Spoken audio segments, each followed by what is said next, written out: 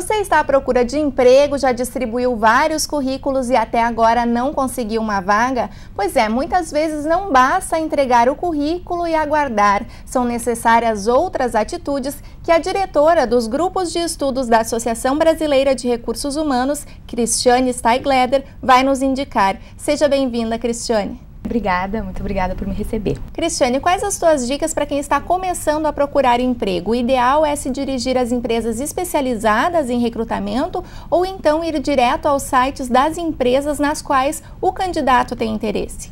Na realidade, assim, estamos num período de muitas oportunidades.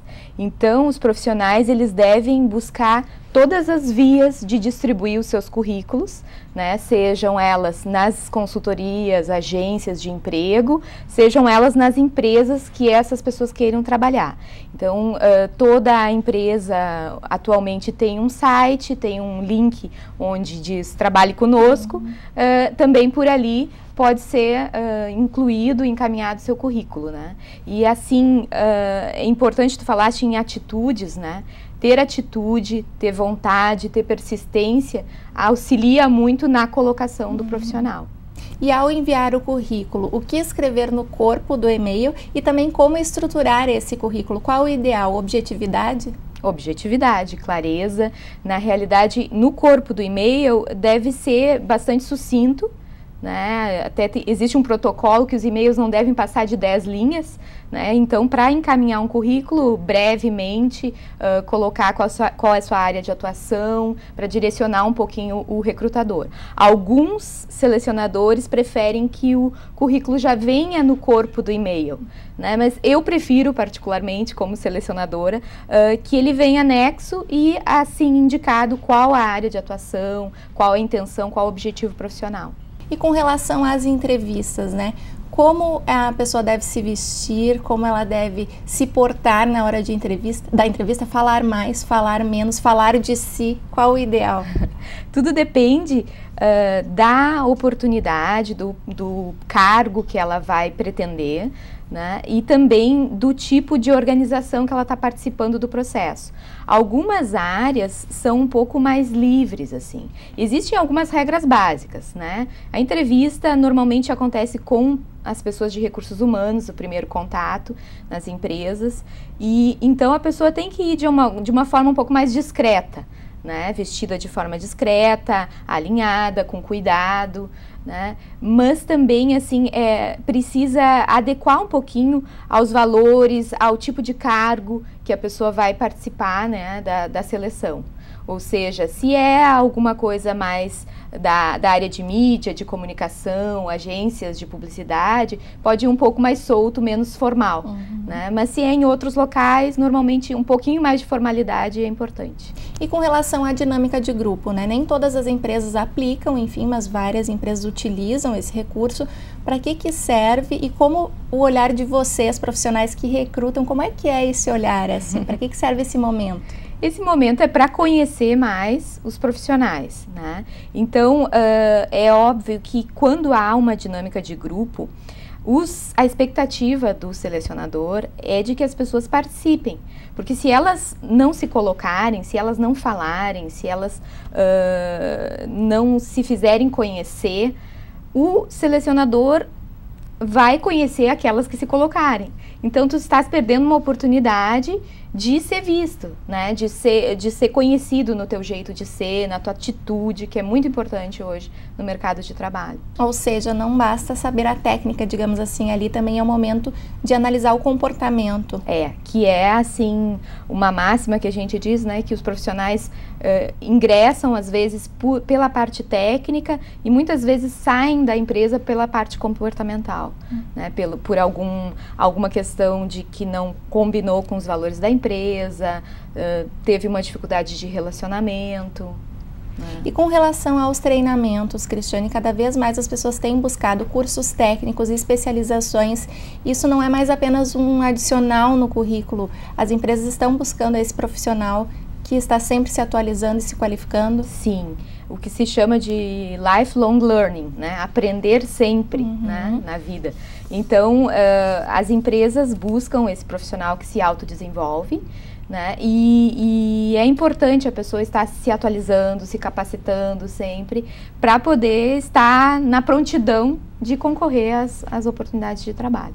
E as empresas, ao oferecerem vagas, também têm alguns critérios a seguir, por exemplo, na forma de divulgar essa vaga, na transparência da seleção. As pessoas que participam de uma seleção, mesmo não sendo recrutadas, elas têm o direito de saber como foram nessa seleção?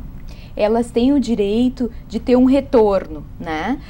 Na realidade, alguma devolução mais circunstanciada é também um direito do profissional, porém, por vezes as empresas e as áreas, eu como tenho essa atividade, né, de selecionar, fica um pouco difícil tu dar retorno circunstanciado e aprofundado para todos.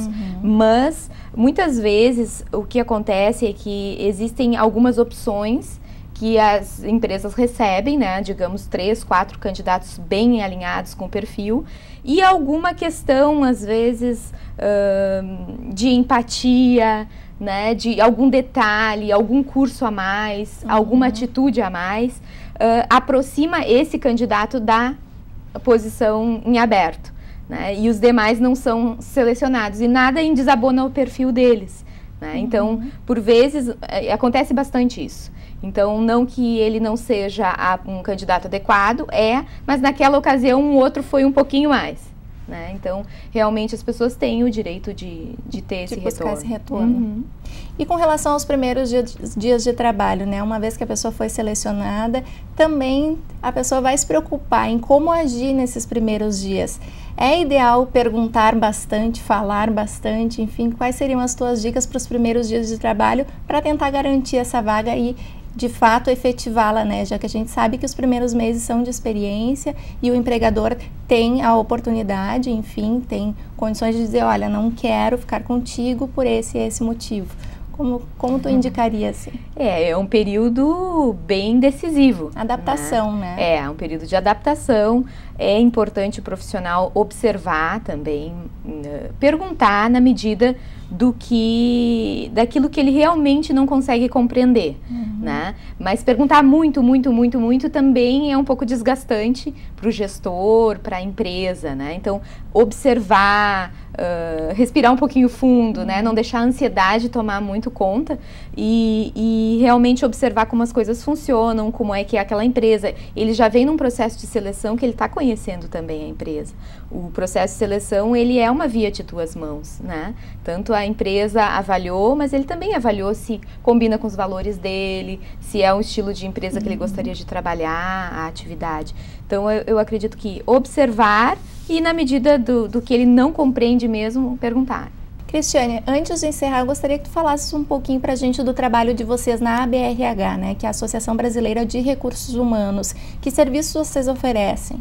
Na realidade, a missão da ABRH é disseminar o conhecimento na área de recursos humanos, né? Então, nesse sentido, são propiciados assim, muitos treinamentos, cursos abertos à comunidade, né, na área de treinamento, seleção, liderança, né, temos a escola de líderes.